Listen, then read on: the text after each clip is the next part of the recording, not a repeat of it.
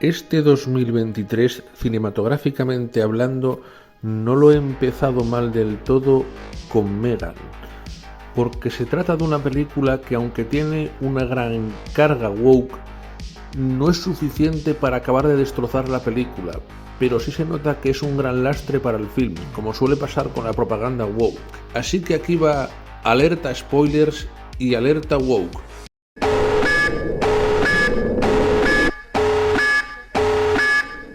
Porque este vídeo se va a dividir en dos partes, uno analizando la película al margen de lo woke y otro centrándose en la abundante y nada despreciable propaganda woke que tiene la película. El tema de la propaganda woke es bastante sangrante porque yo estoy seguro de que antaño, si vendías una película de terror, tenías que vender unos buenos actores, efectos especiales, un buen guión, medir el nivel de truculencia que había en pantalla para que las calificaciones no te pudieran fastidiar la recaudación de la película y un largo etcétera de cosas. Pero ahora yo creo que te tienen que vender la película de la siguiente manera. Va a haber tanta diversidad, se van a tratar tantos temas woke, va a ser tan inclusiva como yo te diga, etcétera, etcétera. Y es triste porque creo que las películas realmente ya se están vendiendo así, dejando la creatividad en un segundo plano, lo cual es normal porque lo woke es cal viva para la creatividad. Y aquí tenemos la película Megan, que valorándola al margen de lo woke, se trata de una película que está rodada con un ritmo bastante decente y con bastante solvencia, tengo que añadir, y me parece que casi todos los méritos que tiene la película se deben a dos factores. En primer lugar, la muy acertada decisión de hacer que la inmensa mayoría de los efectos especiales de la película sean prácticos y no asqueroso CGI, y esto se nota muchísimo a la hora de darle verosimilitud a la protagonista, la muñeca cibernética Megan. Y por otra parte, para mí la gran mente detrás de esta película no es ni la guionista ni el sobrevalorado James Wan, responsable del famoso Warrenverso, el sucio universo paranormal. Yo creo que aquí el verdadero cerebro es Gerard Johnston, que es el director, porque se nota muchísimo más su mano y su personalidad que la del propio James Wan. Esta película, en mi opinión, se trata de una especie de versión adolescente de lo que sería el Chucky que se vio en 2019, una película que para mí está muy infravalorada y es odiada por Dominic Mancini, el creador de Chucky, con tintes de otras películas como podría ser un gran clásico del anime de los 90 como Rolling Z, o una película de terror de Wes Craven de los 80 como fue Amiga Mortal. Aún así, la película tiene el problema de que, pese al buen ritmo con el que está rodada, se nota que desperdicia posibilidades sin parar. Por ejemplo, plantea el choque frontal entre una mujer medio científica loca que está influenciada por la masculinidad tóxica y no consigue compaginar esto con su inesperada labor como madre, que es el eje de la película, y por otro lado ciertos momentos que plantean dilemas éticos o morales con el uso de las inteligencias artificiales, como podría ser también un momento que me gusta mucho y se desaprovecha, que es cuando el robot Megan descubre el concepto mismo de la muerte. En muchos aspectos es casi una mezcla entre Rolling Z, que era una película que trataba sobre un robot que estaba versado en dar cuidados paliativos a un anciano, tema que ahora cada vez se toca menos, mejor dar unas buenas eutanasias, y como dije antes, el Chucky de 2019. Si veis ambas películas vais a ver que este Megan es muy deudor a mi juicio de ambas, se nota mucho que van por ahí los tiros, pero como dije, plantea muchas cosas que si las piensas darían para una película genial, pero las desaprovecha, y yo no sé si es porque el director o James Wan pensaron que plantear temas filosóficos o dramáticos de alto voltaje era demasiado para un público adolescente. Yo creo que ahí metieron la pata porque lo importante no es que el mensaje sea complejo, sino cómo lo muestres en pantalla. Aún así, para mí Megan es una película que se queda en entretenida sin más y tiene muchas cosas de agradecer, pero tiene muchas contradicciones en sí misma y cosas desaprovechadas. Para poner un ejemplo de cómo la película se pega tiros en el pie, el robot Megan es planteado como un personaje que a la hora de matar lo hace tal y como lo haría una máquina. O sea, busca una forma rápida, eficaz y sin dejar pruebas que la incriminen. Eso es prácticamente como lo haría un robot y queda bastante creíble, incluso que sea un robot con un cierto rango de emociones. Una inteligencia artificial buscaría el camino más corto para cumplir su misión. Pero, de repente, cuando se trata de otros asesinatos, lo hace recreándose en lo que hace, dejando pruebas por doquier y con una truculencia que recuerda al mítico Chucky. Es como si en Megan hubiera dos asesinos que son imposibles dada la naturaleza del personaje, o es una cosa o es la otra. No saben si quieren mostrarnos un Chucky o una inteligencia artificial matando tal y como lo debería hacer en la vida real si se dieran dichas circunstancias. Así que Megan es una película que recomiendo para ver en un único pase y sin perder nunca de vista las terribles políticas woke que voy a narrar a continuación. Ahora que he terminado de hablar de lo que es la película en cuestión, llega la hora de hablar de lo que muchísimos estáis deseando, la parte woke. Que la película más o menos me haya gustado no significa que no esté bien rebosante y bien cargadita de propaganda woke. Y aquí hay varias cosas a mencionar. Vamos a empezar por la propaganda más inofensiva, entre comillas, que tiene la película, que es la de siempre, la propaganda antitabaco. No vais a ver a nadie fumarse un cigarrito aunque la situación lo exija. Es más, casi estoy seguro, y digo casi, de que no se toma siquiera una gota de alcohol. Para ser un ambiente de altas empresas muy estresante, lleno de ejecutivos corruptos, la verdad es que la gente ahí es más casta y pura que en un convento gregoriano. Otra política que vais a ver y que seguro que ya no se extraña es la política antiarmas. Tampoco vais a ver una sola pistola en toda la película y ni siquiera cuando deberían aparecer policías o guardias de seguridad que deberían estar armados, nunca se les va a poner en situaciones en las que tengan que desenfundar el arma. Aquí lo de pegar tiros se acabó, que está muy mal. Pero ahora vamos con las estrellas woke de esta película. Primero vamos a hablar de las Mary Sues. Y hablar de las Mary Sues no sería correcto. Pasaría como en la película Wakanda Forever. No son Mary Sues, son Gary Stu's. Porque las dos protagonistas de esta película, que son Gemma y Keddy, no son personajes femeninos, no son Mary Sues super sobradas, son literalmente personajes masculinos interpretados por mujeres, lo cual me hace mucha gracia porque la guionista es una tal Akela Cooper, que hasta donde yo sé es una mujer. Pues bien, ¿por qué digo que son personajes masculinos interpretados por mujeres? Pues muy sencillo. El personaje de Gemma, interpretado por Allison Williams, no es otra cosa más que un científico loco, excéntrico y vagamente escrito, que prácticamente todo lo que hace es atribuible a un hombre.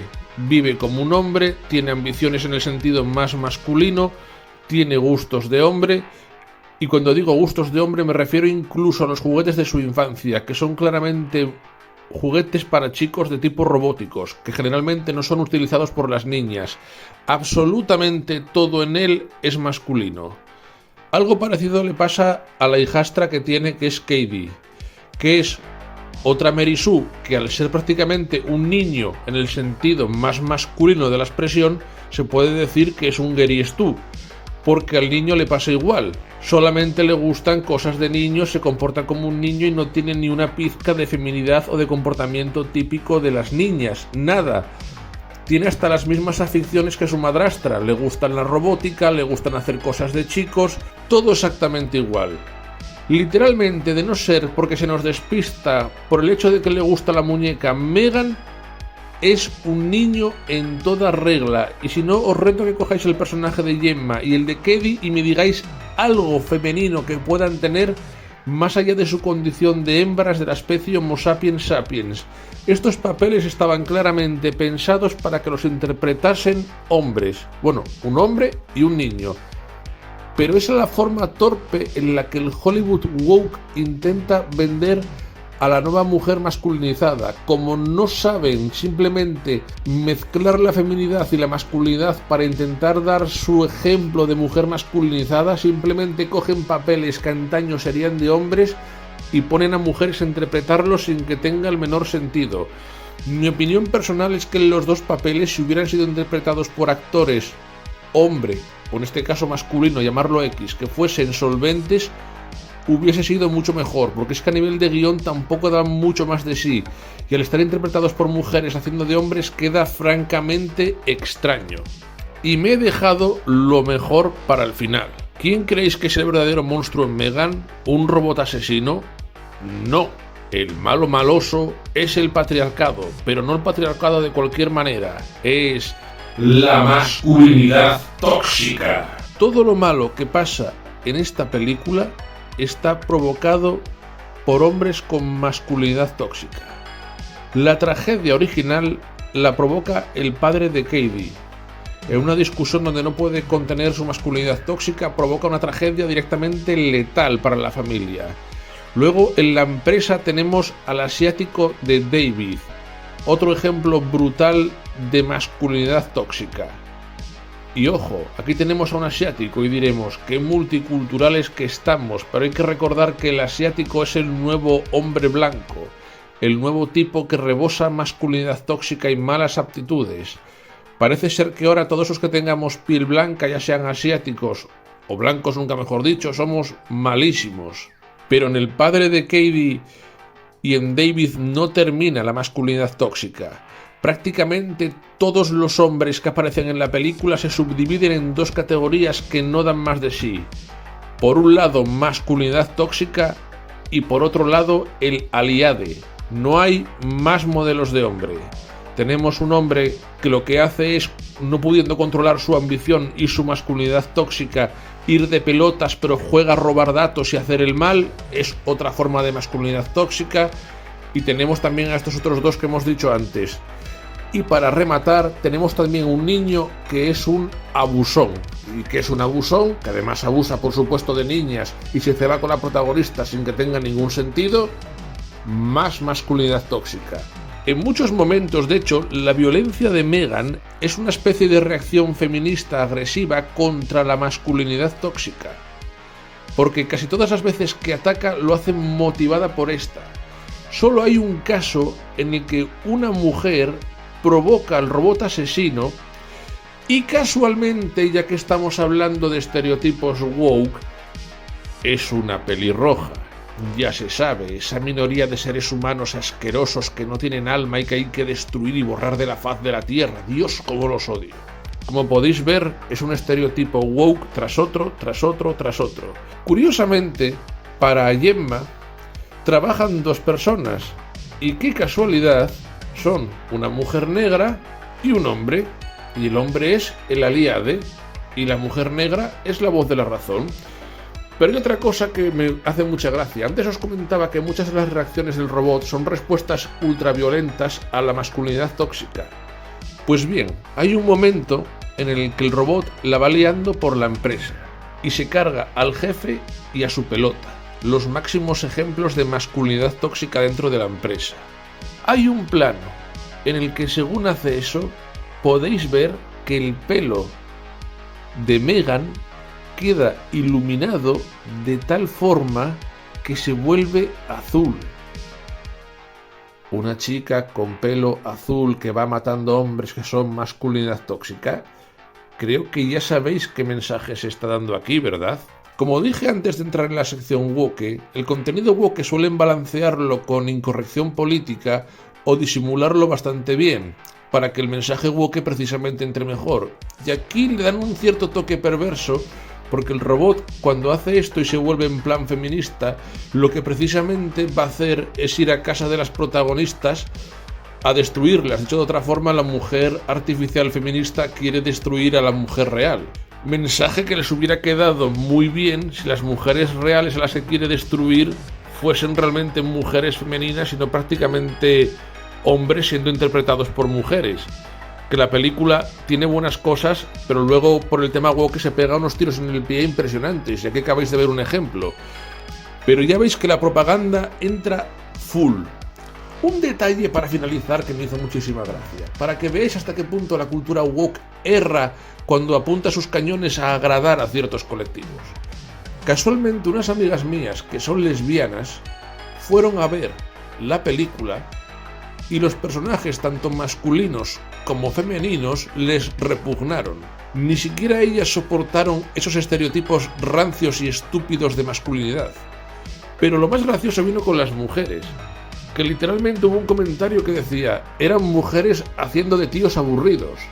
Y yo pensé, claro, a una lesbiana, salvo excepciones, que ser lesbiana, a diferencia de lo que cree un woke, no es algo con unos patrones fijos, tiene muchas variaciones, pero a una lesbiana en general lo que le suele gustar es una mujer. Y si le gusta a una mujer, le gusta la feminidad. Incluso las mujeres que suelen ser lo que se puede llamar macho mujeres, llámenlas camioneras, leñadoras, cuando les gustan otras mujeres, les gustan mujeres femeninas. El concepto de una mujer total y artificialmente masculinizada no le resulta atractivo a una lesbiana. De que cuando apuntan a este target, como la cultura woke se cree con derecho a decir lo que es un gay, lo que es un negro, lo que es cualquier cosa que se le ponga por delante, apunta a ese target a decir, lesbianas, os voy a agradar. ¿Y qué pasa con esa película? Que causa la máxima repugnancia a su propio target directo, lo cual explica muchos de los fracasos de la cultura woke.